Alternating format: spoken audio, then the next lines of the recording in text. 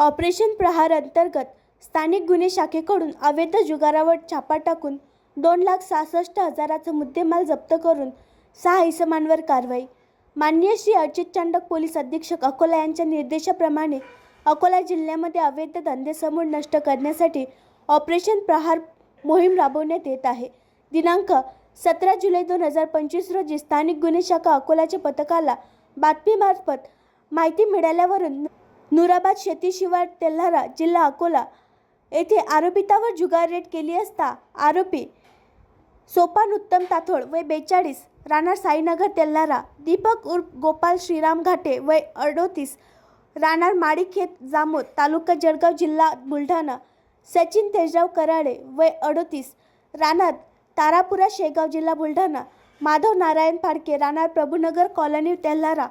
अनंता लक्ष्मण दही वय 43 राहणार